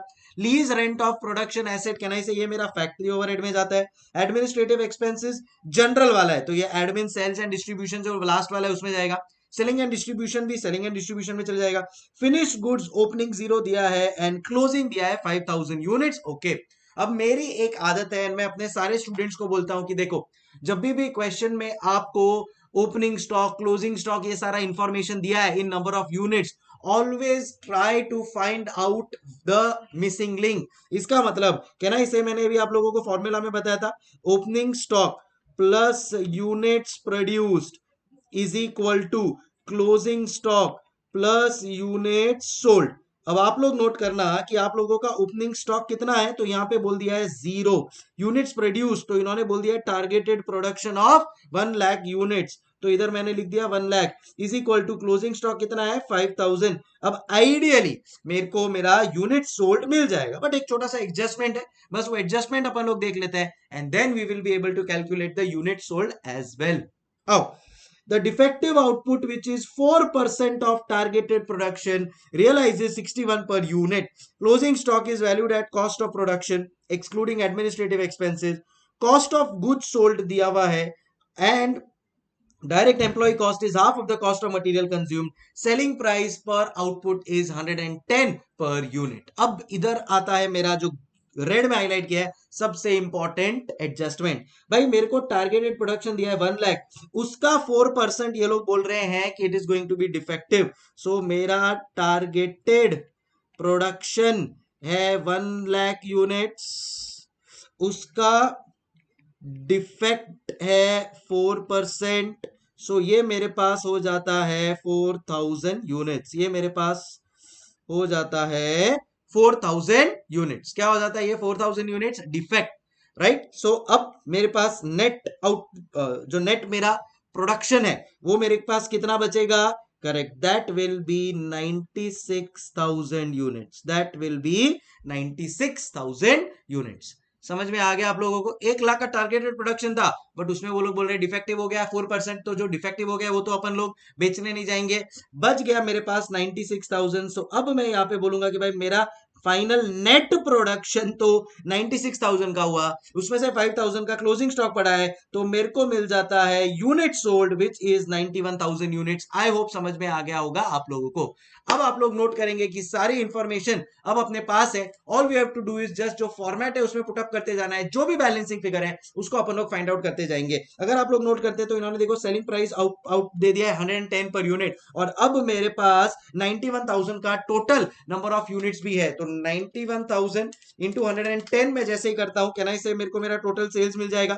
बस यहां से कहानी शुरू हो जाएगी। बाय, बिकॉज अब मेरे पास यहाँ पे टोटल सेल्स आ गया। फिर उसी के ऊपर देखो आप लोग, तो यहाँ पे देखो क्या बोला है वो लोग ने, कॉस्ट ऑफ गुड सोल्ड। तो यहाँ पे इन्होंने कॉस्ट ऑफ गुड सोल्ड भी दे दिया है, and that they have given up to the amount of rupees 78,26,000। अभी मैंने आप लोगों को एक चीज पढ़ाई थी, cost of production per unit is equal to cost of goods sold per unit if opening stock is zero। यहां पे ये क्वेश्चन के लिए ही तो वो चीज पढ़ाई थी, ये रहा वो पार्ट। ये देखो, if opening stock of finish goods is nil, yes nil है, तो हमारा cost of production per unit is equal to cost of good sold per unit. क्या यहां पे मैं cost of good sold per unit निकाल सकता हूं? The answer is yes. क्यों? क्योंकि मेरे पास कॉस्ट ऑफ गुड सोल्ड दे दिया है 78,26,000। हेलो, कितना? 78,26,000। मेरे पास नंबर ऑफ यूनिट सोल्ड है, मेरे पास नंबर ऑफ यूनिट सोल्ड है, कितना है मेरा पास number of units sold? 91,000 units. तो कैन आई से मेरे को cost of goods sold per unit मिल जाएगा। तो 78,26,000 डिवाइड बाय 91,000, तो ये मिल जाता है रुपीज 86 पर यूनिट। ये तो cost of goods sold per unit हुआ। बट अगर opening stock of finish goods nil है, then in that case cost of production per unit is also equal, and ये मेरे को मिल जाएगा 86 पर यूनिट। क्या आप लोगों को समझ में आ रही है मेरी बातें? अब कितने टोटल मेरे क्लोजिंग स्टॉक में है?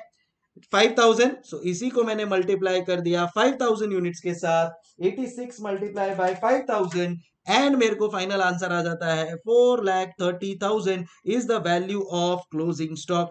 Is the value of closing stock. जरा देखो तो यहाँ पे value of closing finish goods 4,30,000 आया ना? बस, तो सिस्टमैटिकली अगर अपन लोग चीजों को सॉल्व करते जाएंगे, trust me, things will become very much manageable. अब चीजें बहुत इजी हो जाएगी, बिकॉज अब देखो यहाँ पे, हाँ अब देखो यहाँ पे आपको पता है cost of good sold, sorry, cost of production plus opening stock of finish goods जो है मेरा 0, less closing stock of finish goods जो अब मेरे को आया 4,30,000, ये इज इक्वल टू होता है कॉस्ट ऑफ गुड्स सोल्ड। और क्वेश्चन में ये भी दे दिया है अपने को कॉस्ट ऑफ गुड्स सोल्ड, देखो जरा कितना दिया है, it is given to be 78,26,000। So ये मैंने ले लिया 78,26,000। अब अगर मेरे को इधर कॉस्ट ऑफ प्रोडक्शन फाइंड करना है, क्या ना इसे मैं रिवर्स वर्किंग करके फाइंड आउट कर सकता हूं। तो 78,26,000 प्लस 4,30,000 मेरे को मिल जाता है 82,56,000। जी हाँ, this is my cost of production. बस ऐसे ही करते करते अपन लोग जितनी भी चीजें इसमें फाइंड आउट कर पाएंगे। Now things are very easy. ये देखो अभी, अब अपन लोग सीधा इधर आ सकते हैं। मेरे को टोटल यूनिट्स था 1 लाख, उसमें से 4% का डिफेक्ट निकला, क्लोजिंग स्टॉक 5,000 मेरा था, मेरे को मिल गया 91,000 as my number of unit sold. उसको मैंने cost of good sold per unit से मल्टीप्लाई किया, तो मेरे को क्लोजिंग स्टॉक मिल गया का वैल्यू मिल गया। फिर कॉस्ट ऑफ प्रोडक्शन मिल गया 82,56,000, राइट। अब मेरे पास कॉस्ट ऑफ प्रोडक्शन है, अब रिवर्स जाना है अपने को, राइट। सो अपन क्या करते हैं यूजुअली कि भाई factory cost plus QRACP is equal to cost of production. अब इस क्वेश्चन में मेरे पास कॉस्ट ऑफ प्रोडक्शन है, इस क्वेश्चन में मेरे पास कॉस्ट ऑफ प्रोडक्शन है और अब मेरे पास QRACP भी है। तो कहना इसे मैं रिवर्स जाऊंगा, करेक्ट, जब मैं रिवर्स जाऊंगा तो माइनस कर दूंगा तो मेरे को फैक्ट्री कॉस्ट मिल जाएगा एंड मैं यहाँ पे रिवर्स गया 82,56,000 मेरे को मिल गया। क्वालिटी कंट्रोल कॉस्ट दिया हुआ है क्वेश्चन में, रिसर्च एंड डेवलपमेंट कॉस्ट दिया हुआ है क्वेश्चन में एंड एक बहुत क्रूशियल एडजस्टमेंट दिया हुआ है सेल ऑफ स्क्रैप का गाइज। तो देखो ये सेल ऑफ स्क्रैप का क्या एडजस्टमेंट है, यहां पे बोला है दैट हाँ डिफेक्टिव आउटपुट वो 4% जो है realises 61 per unit. Defective output तो आउटपुट लेवल मतलब प्रोसेस हो गया उसके बाद बेचा है तो आपको QRACP में से माइनस करना पड़ता है एंड यहाँ पे जो 4000 यूनिट्स मेरे आए थे multiply by 61 2,44,000 is the credit for recoveries. अब याद रखना QRACP में ये सब चीजें जो ऐड हो रही है, देखो रिवर्स जा रहे हो तो जो चीज ऐड हो रही है ना उसको आप लेस करते हो, बट सी लेस हो रहा था तो उसको ऐड करोगे। छोटी छोटी चीजें ध्यान में रखना बहुत जरूरी है गाइस। तो ये देखो इधर ये ऐड हो जाता है, ये दोनों लेस हो जाते हैं, मुझे मिल जाता है मेरा फैक्ट्री कॉस्ट जो मैंने आप लोगों को बताया था, मुझे मिल जाता है मेरा फैक्ट्री कॉस्ट। अच्छा एवरीबॉडी, यस सर। अब और अपन लोग रिवर्स आते जाएंगे तो ये देखो मेरे पास कॉस्ट ऑफ फैक्ट्री आ गया। अब मेरे पास ओपनिंग स्टॉक ऑफ WIP है, क्लोजिंग स्टॉक ऑफ WIP है। यूजुअली तो जब मैं प्राइम फैक्ट्री ओवरहेड्स में ऐड करता हूं तो मैं क्या करता हूं, add opening stock less closing stock. यहां पे रिवर्स जा रहा हूं मैं तो रिवर्स करूंगा तो ओपनिंग स्टॉक को लेस किया है मैंने एंड क्लोजिंग स्टॉक को ऐड किया है, मुझे मिल गया cost of gross factory cost. Got it. Again इसमें वापस से रिवर्स जाऊंगा, मेरे को क्वेश्चन में प्राइम कॉस्ट गिवन है गाइस, देखो जरा प्राइम कॉस्ट क्वेश्चन में गिवन है ना, इधर गया, आई होप गिवन हो, नहीं है तो अपन फाइंड कर लेंगे यार, क्यों टेंशन लेते हो, चलो नहीं है ठीक है कोई बात नहीं। सो देखो यहाँ पे मेरे पास अच्छा मैं तो इधर से फाइंड आउट कर लूंगा ना, सॉरी। सो मेरे पास ग्रॉस फैक्ट्री कॉस्ट आ गया है, अब फैक्ट्री ओवरहेड्स को मैं माइनस करूंगा तो मेरे को प्राइम कॉस्ट आ जाएगा, my bad. So factory cost, इसमें मैंने अगर ये मेरी चीजें माइनस कर दी तो मुझे मिल जाएगा मेरा प्राइम कॉस्ट। अब लास्ट एस्पेक्ट है, उन्होंने बोला है that direct labour is 50% of material consume. तो material consume x, direct labour 0.5x, ये सब मिला के बनता है prime cost. Because direct expense का कोई इंफॉर्मेशन नहीं है, x प्लस 0.5x तो मुझे x मिल जाएगा 52 लाख। बैलेंसिंग फिगर मेरा इसका 50% हो जाएगा direct labour which is 26 lakh. इसी के साथ ये सम होता है पूरा का पूरा कंप्लीट। अब इसमें भी opening stock closing stock of raw material दिया हुआ है, आपके पास डायरेक्ट मटेरियल कंज्यूम का फिगर आ गया है, value of material purchased is what you will be able to calculate. Mark it as very important and nice question and I hope आप लोगों को systematically एक एक चीज समझ गई होगी, जो भी बारीकियां थी इस सम की वो सारी मैं आप लोगों को बता चुका हूं एंड साथ ही साथ में अपन लोग ने इसको सॉल्व कर लिया। समझ में आया, मजा आया? चलो अब चलेंगे अपन लोग नेक्स्ट क्वेश्चन पे, बस लास्ट में फिर ये सारे जो अपने पास एस्पेक्ट्स आए ना उसका एक मस्त वाला कॉस्ट शीट बना लेंगे एंड काम हो जाएगा अपना।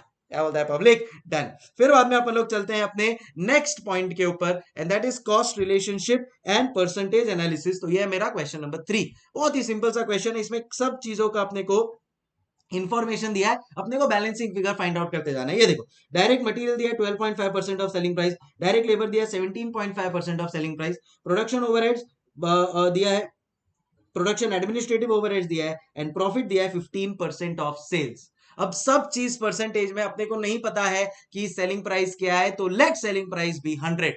ठीक है, अगर मैं यहाँ पे ये देखो सेलिंग प्राइस को 100 लेता हूं तो मेरा प्रॉफिट उन्होंने बोला है 15% ऑफ सेल्स। तो मैं भी देखो इसको कैसे सॉल्व करता हूं। ठीक है, सो मेरा cost, total cost of sales ले लो इसको, प्लस प्रॉफिट उन्होंने बोला है is equal to sales. Profit उन्होंने दे दिया है 750। ध्यान से सुनना, उन्होंने बोला है प्रॉफिट इज 15% ऑफ सेल्स। मुझे नहीं पता है कि प्रॉफिट कितना मीन सेल्स कितना है, लेट सेल्स भी 100 तो प्रॉफिट हो जाएगा 15, मेरे को कॉस्ट ऑफ सेल्स मिल जाएगा 85। बस अब इसको क्रॉस मल्टीप्लाई कर लेंगे तो 750 इंटू 100 डिवाइड बाय 15, ये मेरे को मिल जाता है 5000। और एक बार ये चीज मिल गई 5000, बस अब उसका रिवर्स कैलकुलेशन करते जाओ। मेरा 15% है प्रॉफिट, तो 5000 का 15% 750 प्रॉफिट आ गया, और रिवर्स जाओ तो आपको कॉस्ट ऑफ सेल्स मिल जाता है 85% विच इज 4250। समझ आ गया? चलो डन। अब और क्या बोला है देखो, डायरेक्ट मटेरियल और direct labour is also percentage of selling price. तो सेलिंग प्राइस 105,000 अपने पास है, उसका 12.5 डायरेक्ट मटेरियल ले भाई, उसका 12.5 डायरेक्ट मटेरियल, उसका 17.5 डायरेक्ट लेबर। तो मेरे को इससे प्राइम कॉस्ट भी मिल गया, तो वो भी मैंने ले लिया। उसके बाद प्रोडक्शन ओवरहेड्स, प्रोडक्शन ओवरहेड्स मतलब बेटा फैक्ट्री ओवरहेड्स। फैक्ट्री ओवरहेड्स क्या बोला है? 10% ऑफ 1/3 ऑफ प्राइम कॉस्ट। अब मेरा because of direct material direct labour prime cost आ गया, उसका मेरे को 1/3 करना है, तो 30% आ रहा है इफेक्टिवली। 30 का 1/3 कितना होता है? 10%। तो ये रहा 10% ऑफ 1/3 ऑफ दैट, तो 1500 आया था, उसका 1/3 इज 500। तो ये भी मेरा आ गया इसी के साथ। लास्ट पॉइंट उन्होंने दिया है ये वाला, production overhead is 50% of production cost. अब मैं यहाँ पे कॉस्ट ऑफ प्रोडक्शन, अभी देखो यहाँ पे भी मैं तुम लोगों को एकदम सिंपल वे बता देता हूँ क्या है। मेरे पास फैक्ट्री कॉस्ट आ गया है 40 का, ठीक है। इसमें मैं admin overheads related to production add करता हूं, तो मेरे को कॉस्ट ऑफ प्रोडक्शन मिल जाएगा। अब इन्होंने बोला है production administrative overhead is 50% of production cost, let production cost be x. भाई कॉस्ट ऑफ प्रोडक्शन को एक्स लेते हैं, तो ये हो गया 0.5x। भाई total factory overhead plus admin related to production is equal to cost of production, everybody बराबर। मेरे पास कॉस्ट ऑफ प्रोडक्शन x है, मेरे पास एडमिन रिलेटेड टू प्रोडक्शन 0.5 है। अरे बैलेंसिंग फिगर फैक्ट्री कॉस्ट मिल जाएगा ना 0.5x। बस अब इसको क्रॉस मल्टीप्लाई कर लो। दिस रिप्रेजेंट्स 0.5, 40 रिप्रेजेंट्स 0.5, तो x 100 रिप्रेजेंट्स 80, तो मेरे को ये भी मिल जाएगा and that will B 40। And you can see here ये दोनों सेम हो गए। बस तो 40 40 ये भी मिल गया, इधर 80 है इधर 85 है, balancing figure 5% selling and distribution overheads आ जाएगा। विद दिस क्वेश्चन 3 का जो मेरा कॉस्ट शीट था वो भी एकदम स्मूथली कंप्लीट हो गया। ए समझ गए everybody? Next question, again a very important question. A fire occurred in the factory premises on 31st of October. The accounting records have been destroyed. Certain accounting standards kept in another building reveal the following for the period 1st September to 31st October। तो अब ये information अपने पास है, इससे अपने को in short पूरा का पूरा कॉस्ट शीट बना के देना है, जो फायर का अपने को इंश्योरेंस दे देंगे उसको। So let's start. Direct material purchase, तो ये अपने लिए इजी है। वर्क इन प्रोग्रेस दिया हुआ है ऑन 1st September, तो ओपनिंग WIP है। Direct material on inventory on 1st September, तो ओपनिंग रॉ मटेरियल है। Finish goods inventory on 1st September, तो ओपनिंग फिनिश गुड्स है। ये है बहुत इंपॉर्टेंट पॉइंट जिसके लिए मैं ये सम करवा रहा हूं। Indirect manufacturing cost is 40% of conversion cost. क्या है ये बताऊंगा, रुक जाओ। फिर रहता है मेरा सेल्स रेवेन्यू, मतलब माइल इंपॉर्टेंट मार्क कर दिया है, अब इसको एनालाइज करेंगे। सेल्स रेवेन्यू दे दिया है, डायरेक्ट लेबर उन्होंने दे दिया है, प्राइम कॉस्ट दे दिया भाई, और क्या चाहिए लाइफ में? मतलब उसने आपको डायरेक्ट लेबर दे दिया है, उसने आपको प्राइम कॉस्ट दे दिया है, डायरेक्ट एक्सपेंसेस कुछ है नहीं। तो मेरे को बताओ भाई, अगर मेरे पास ये इंफॉर्मेशन है 220 to 250, मेरे पास प्राइम कॉस्ट का इंफॉर्मेशन है 397 750, कहना इससे मेरे को direct material as a balancing figure मिल जाएगा करके? अरे बोलो बोलो चल चल, कहना इससे मेरे को डायरेक्ट मटेरियल कंज्यूम्ड का इंफॉर्मेशन मिल जाएगा, and that will B 397 750 minus 222 250, and this will be 175 500। बस याद रखना अपने को ये जरूरत पड़ने वाला है। फिर बाद में cost of goods available for sale, तो cost of production plus opening stock is equal to cost of goods available for sale. ये अपन लोग ने अभी जब रिवाइज कर रहे थे तब देखा था, cost of production plus opening stock of finish goods is equal to cost of goods available for sale. देखो ये बारीक है, पता होना चाहिए, तो इट हेल्प्स।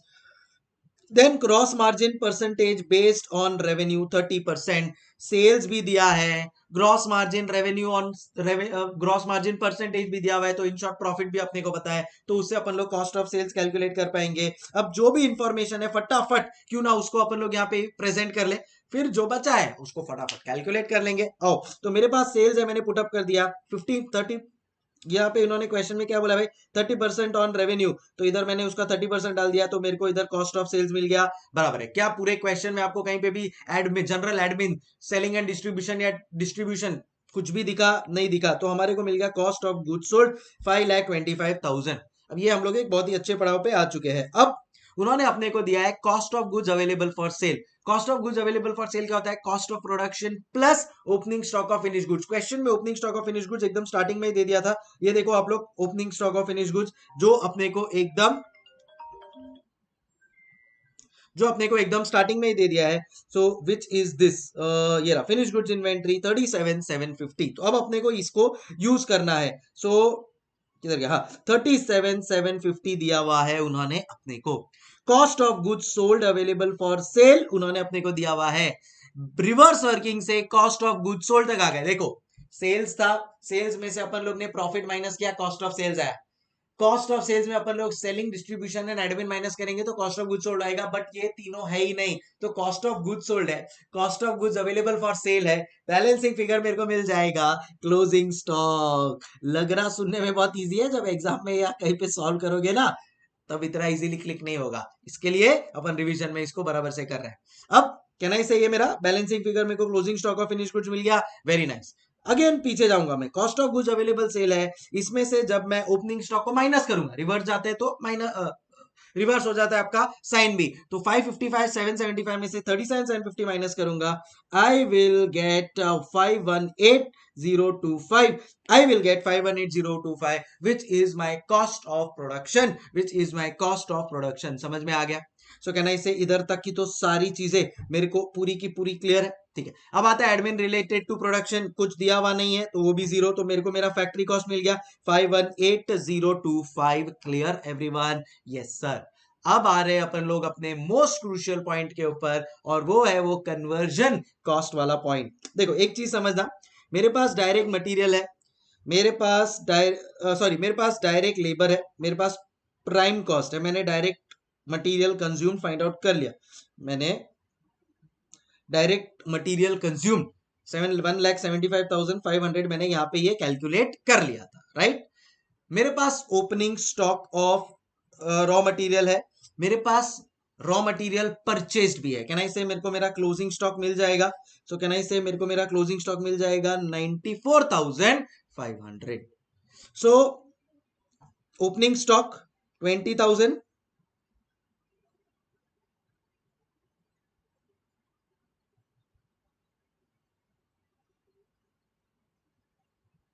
सॉरी कुछ आ गया, हाँ, ओपनिंग स्टॉक 20,000 बराबर है, तो opening stock of raw material 20,000 add purchases 2,50,000। So ये भी मैंने इधर ऐड कर दिया, तो मेरे को मिल गया 2,70,000। डायरेक्ट मटेरियल कंज्यूम्ड मेरे को आ गया 1,75,500 एंड मुझे मिल जाएगा मेरा balancing figure. So 2,70,000 minus 1,75,500, 94,500 is my closing stock of raw material. तो इधर की भी सारी चीजें हो गई, बस अब वो कन्वर्जन वाला पॉइंट है, उसको तुम लोगों को मेरे को प्रॉपरली एक्सप्लेन करना है, वो मैं अभी यहाँ पे कर दूंगा। सुनना भी, कन्वर्जन कॉस्ट क्या होता है ये तुम लोगों को मैंने यहाँ पे देखो बताया हुआ है। Conversion cost is direct labour जो है ही नहीं, plus direct expense plus factory cost, right. So connection क्या क्या है, डायरेक्ट लेबर का है और दूसरा है मेरा फैक्ट्री कॉस्ट, इन दोनों को मिला के बनता है conversion cost, direct labour plus direct expense, but direct expense कुछ है ही नहीं, सो ये अभी है ही नहीं इस क्वेश्चन में, तो बचा मेरा factory cost. So direct labour plus factory cost is equal to conversion cost, right. अब क्या बोला है क्वेश्चन में, इधर देखेंगे, इनडायरेक्ट मैन्युफैक्चरिंग जिसको अपन लोग फैक्ट्री ओवरहेड्स भी बोल सकते हैं, is 40% of conversion cost, is 40% of conversion cost. ये फैक्ट्री कॉस्ट नहीं, फैक्ट्री ओवरहेड्स लिखना चाहिए मेरे को, सॉरी। फैक्ट्री ओवरहेड मतलब वही इनडायरेक्ट मैन्युफैक्चरिंग कॉस्ट,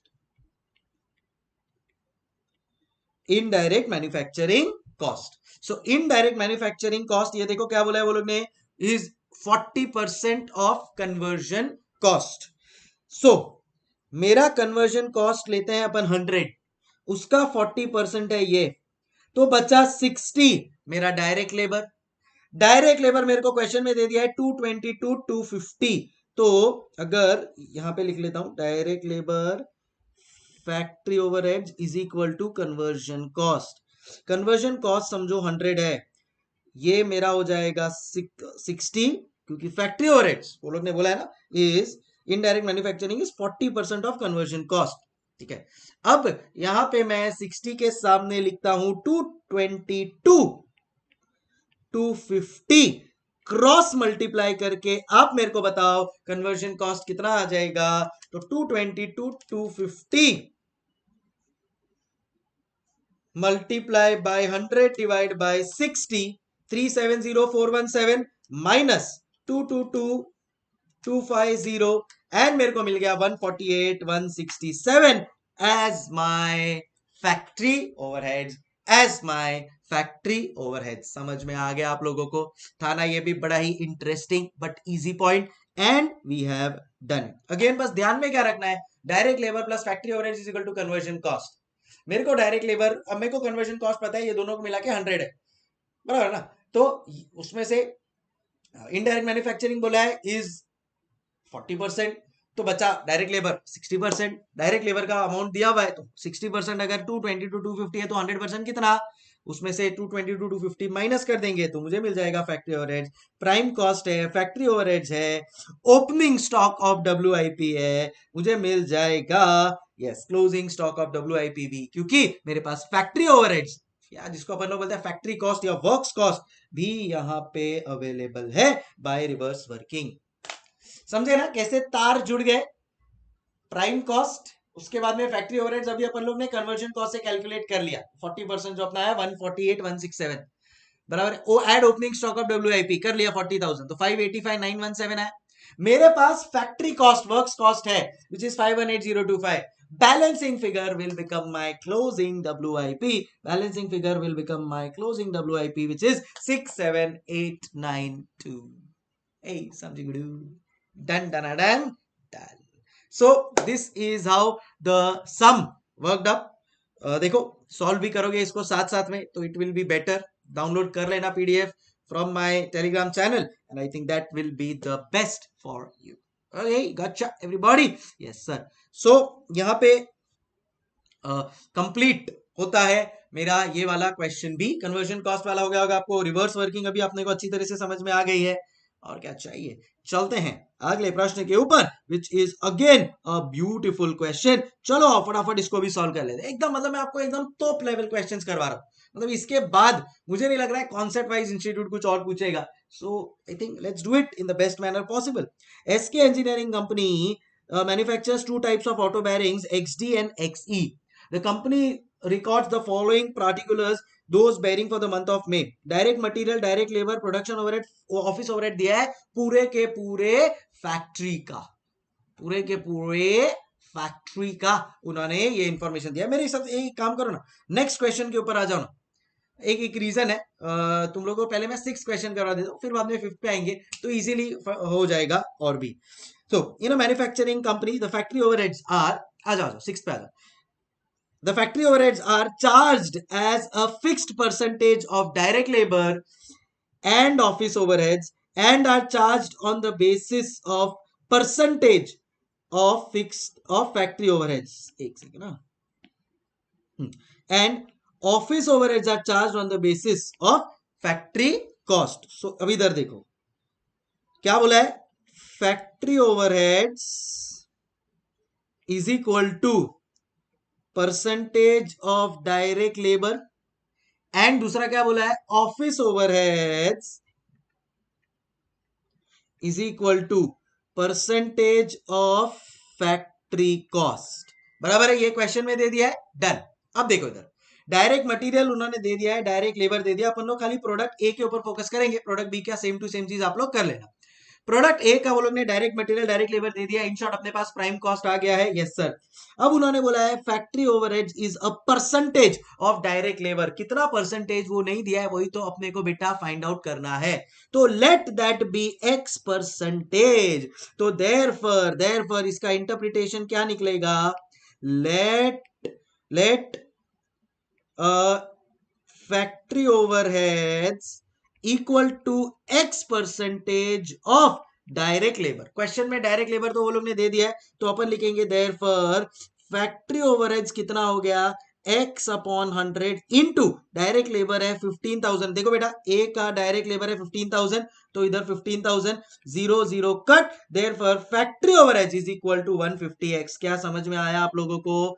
ए का factory overheads is 150x। Done done. अब दूसरा दूसरे पे आते हैं। दूसरा क्या बोला है वो लोग ने कि office overheads is a percentage of factory cost. अब सुनो, मेरे को पता है मेरा डायरेक्ट लेबर कितना है। मेरा डायरेक्ट लेबर है 15,000। मैं एक ही बात कर रहा हूं। मेरा फैक्ट्री ओवरहेड्स भी अब मेरे पास आ गया है, विच इज 150x। 150x समझ में आया ना। Factory overheads is x percentage of direct labour. x percentage, तो x परसेंटेज कैसे लिखते हैं? x upon 100 into 15,000, 0 0 cut, 150x बचा, वो मेरा फैक्ट्री ओवरहेड्स है। दोनों मिला के बनता है मेरा factory cost, which is already given to. तो ये मेरा आ गया फैक्ट्री कॉस्ट। बट उन्होंने क्या बोला है? Office overheads are charge on the basis of factory cost. अरे इधर फैक्ट्री कॉस्ट के बांधे ये लोग ऑफिस ओवरहेड्स को भी उस पर चार्ज कर रहे हैं। कोई बात नहीं। सो इन शॉर्ट मेरा अभी डायरेक्ट लेबर है मेरा 15,000, फैक्ट्री ओवरहेड्स है मेरा 50 है 150x। अच्छा, बीच में डायरेक्ट मटेरियल भी है तो वो भी मैं ऐड कर देता हूँ यहाँ पे, तो मेरे को फैक्ट्री कॉस्ट भी आ जाएगा। तो मेरा यहाँ पे डायरेक्ट मटेरियल भी ऐड कर दूंगा ना भाई, फैक्ट्री कॉस्ट में तो डायरेक्ट मटेरियल भी ऐड होता है, विच इज 19,000। सो मेरा फैक्ट्री कॉस्ट टोटली कितना हो जाता है? 34,000 प्लस 150x। बराबर है? बराबर है। अब उसने क्या बोला है क्वेश्चन में? Office overheads is equal to कोई तो भी परसेंटेज, अपने को नहीं पता, let it be y% of factory cost. Let it be y% of factory cost. समझ में आया? Yes sir. तो ऑफिस ओवरहेड्स हो जाएगा y/100 into factory cost. Factory cost कितना है? 34,000। Just a moment. अब देखो, ऑफ जैसे अपन लोग ने इसका क्या था ना, factory overheads is x percentage of direct labour, वैसे यहाँ पे office overheads is y percentage of factory cost. Factory cost कितना है बेटा? मेरा फैक्ट्री कॉस्ट है 34,000 प्लस 150x। इसको सॉल्व करो। जब इसको आप ओपन करोगे ना, जब इसको ओपन करोगे तो ये 34,000 तो कट हो जाएगा सीधा, तो टेंशन ही नहीं है। तो ये अपने पास बचेगा, ये देखो ये पूरा उसमें डालेगा तो अपने पास बचेगा 340y प्लस 150xy। ये मेरे को मिल जाएगा मेरा ऑफिस ओवरहेड्स। भाई साहब समझे क्यों करवा रहा हूं ये सब? देखो, फैक्ट्री ओवरहेड्स मेरा आया था 150x। ये देखो इधर मेरा 150x आया। मेरा फैक्ट्री कॉस्ट आ रहा है prime cost plus factory overheads, which is my 34,000 plus 150x। Office overheads भी अभी मेरा आ गया है 340y प्लस 150xy। एक सेकंड ना, ये 100 इसको भी तो अप्लाई होगा, तो 1.5xy। 1.5xy मेरे से मिस्टेक हो गया यहाँ पे 1.5। हाँ, अरे y बाय 100 इंटू दोनों है ना, 34,000 पे भी वो डिवाइड बाय 100 आएगा, 150x के ऊपर भी डिवाइड बाय वो आएगा 100, तो 150 डिवाइड बाय 100 तो 1.5xy। समझ में आया आपको? सो 340y प्लस 1.5xy ये हो गया मेरा ऑफिस ओवरहेड्स। अब सुनो, factory cost add office overheads, अपने को मिल जाएगा टोटल कॉस्ट। अपने को मिल जाएगा टोटल कॉस्ट कितना? 34,000 plus 150x plus 340y plus 1.5xy। 34,000 plus 150x plus 340y plus 1.5xy। ए समझ गए एवरीबॉडी? अब ये मेरा टोटल कॉस्ट आ गया है। क्वेश्चन में नोट करना, सेल्स दिया है और प्रॉफिट दिया है 25% ऑन कॉस्ट। एक सेकंड में आ जाएगा। देखो, sales 60,000, let this be 100। Profit, let this be, profit कितना बोला है? देखो 25% ऑन कॉस्ट। अच्छा, तो ये कभी भी अगर ऑन कॉस्ट दिया है तो कॉस्ट को 100 ले लो, कोई प्रॉब्लम नहीं है यार। तो ये 100 है तो प्रॉफिट इज 20% ऑन कॉस्ट, तो ये हो जाता है 120। Am I right everybody?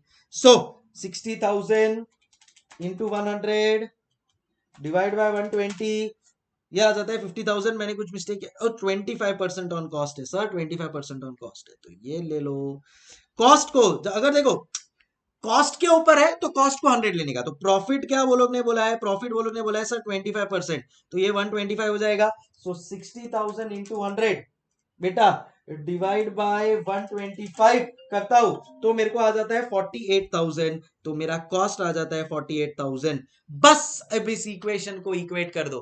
34,000 plus 150x plus 340y plus 1.5xy is equal to 48,000 and this is product A का मेरा टोटल इक्वेशन। वैसे ही प्रोडक्ट बी का भी इक्वेशन बनेगा, दोनों को साइमल्टेनियसली इक्वेशन सॉल्व करना है as a mathematic and you will get your final answer. हो गया ये सम भी कंप्लीट। चलते हैं अपन लोग अपने लास्ट क्वेश्चन के ऊपर। अब मैं क्यों बोल रहा था पता है क्या, क्योंकि इसमें भी वो परसेंटेज ऑफ डायरेक्ट लेबर और वो वाला चीज है। तो अब यहाँ पे अपन लोग ने इतना मस्त कर लिया है कि भाई जो भी परसेंटेज दिया है जिसका भी, उसको लिख लो। क्या बोला है, factory overheads are charged as a fixed percentage on direct labor. Factory overheads are charged as a fixed percentage on direct labor. Office overheads are charged as a fixed percentage on factory cost. As it is लिख देने का। फिर percentage पता है क्या, नहीं पता है, एक्स ले लिया। डायरेक्ट लेबर पता है क्या, पता है 15,000 मल्टीप्लाई कर दो उसको एक्स परसेंटेज के साथ, 150x आ गया, वो अपना फैक्ट्री ओवरहेड हो गया। वैसे ही ऑफिस ओवरहेड आ जाएगा and this is how the system will work up. समझ गुड एवरीबॉडी। एंड अब आते हैं अपन लोग अपने लास्ट क्वेश्चन के ऊपर। चलो फटाफट इसको भी सॉल्व कर लेते हैं। सो ये जो कंपनी है एसके इंजीनियरिंग, यहाँ पे दो प्रोडक्ट बनते हैं, एक बनता है एक्सडी और दूसरा बनता है एक्सई। इन्होंने क्या किया है, दोनों का कंबाइंड कॉस्ट दे दिया है। तो direct material XD plus XE का, direct labour XD plus XE का, production overheads XD plus XE का एंड ऑफिस ओवरहेड्स भी एक्सडी प्लस एक्सई का। There was no WIP at the beginning और at the end of the month, it was ascertained that. सबसे पहला direct material cost per bearing for type XD was 160% of those of type XE। मतलब एकदम simple है। मैं direct material बताता हूँ, direct labour आपको ऑटोमेटिकली समझ जाएगा। ये देखो मेरा ये डायरेक्ट मटेरियल है, ठीक है।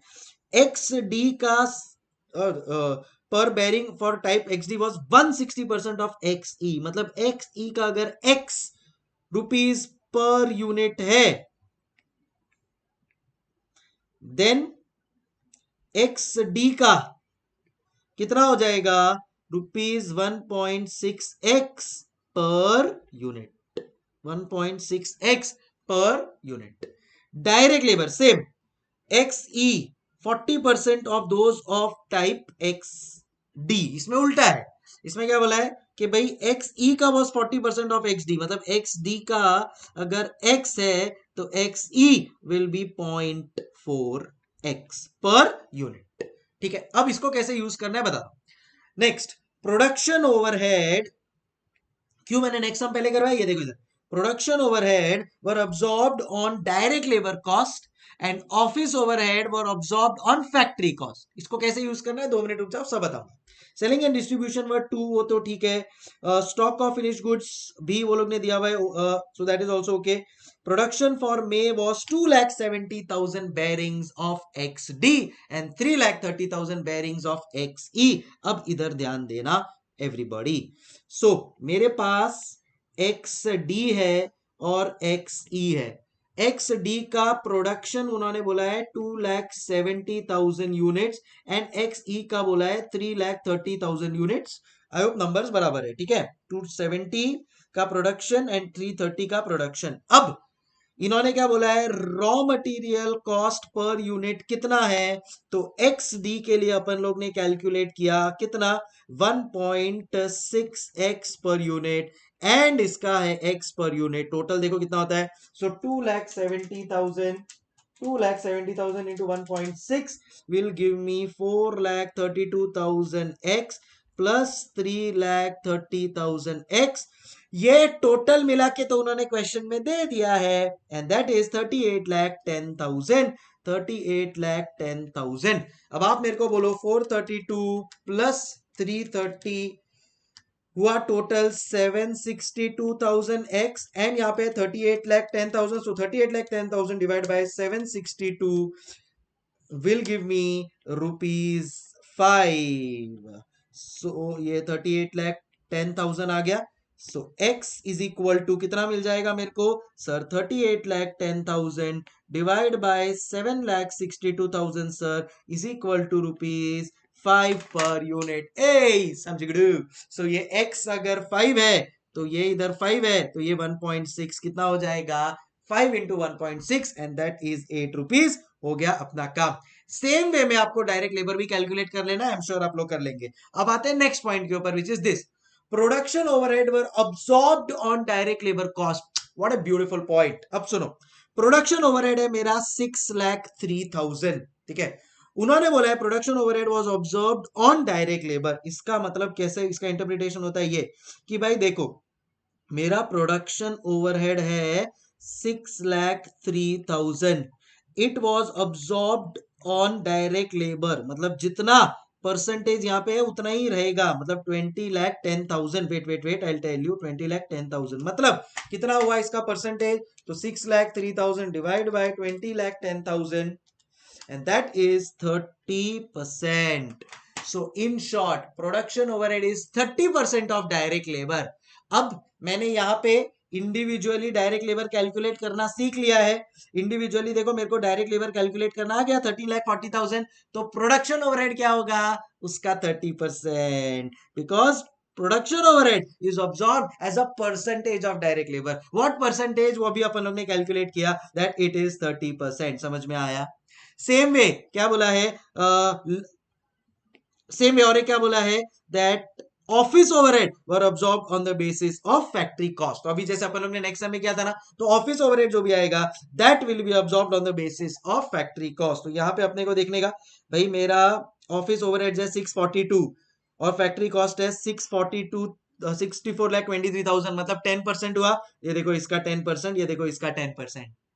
So office overheads is absorbed as a percentage of factory cost। बस यही दो मेन चीज थी इसमें, एक ये calculation of per unit of raw material x and labour का भी सेम वे में, एंड दूसरा था परसेंटेज। अगर अपने को यहाँ पे कैलकुलेट करना है तो वो अपन लोग कैसे कैलकुलेट करते हैं, अगर परसेंटेज दिया है तो, या नहीं भी दिया है तो अपन लोग परसेंटेज कैलकुलेट करके कैसे उसको इंडिविजुअल लेवल पे अप्लाई कर सकते हैं। तो इन्होंने बोल दिया भाई production overhead as a percentage of labour 30% बैठ रहा है, factory overhead as admin overhead, office overhead as a percentage of factory cost 10% बैठ रहा है, बस तो 10% इधर अप्लाई कर दो, 10% अप्लाई कर दो, and you will get the final answer. बाकी तो सम जो अपन लोग करते हैं वैसा ही है, nothing great.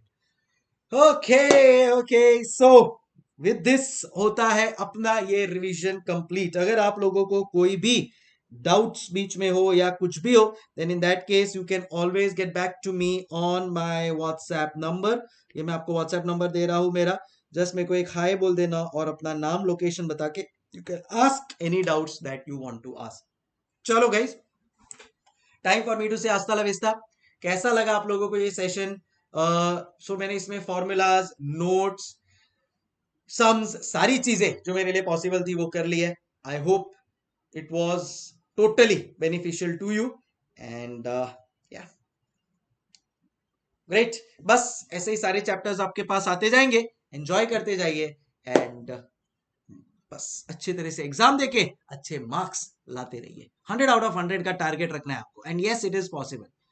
Properly follow the revision lectures, properly ask the doubts if any, and stay connected। at least 2 से 3 बार ये lectures को देख लेना तुम लोग, so that तुम्हारे दिमाग में एकदम अच्छी तरह से सेट हो जाए, एंड देन फिर एग्जाम आप अच्छी तरह से दे पाओ। टेलीग्राम चैनल का लिंक नीचे दे रहा हूं, नोट्स आपको सारे वहां पे मिल जाएंगे।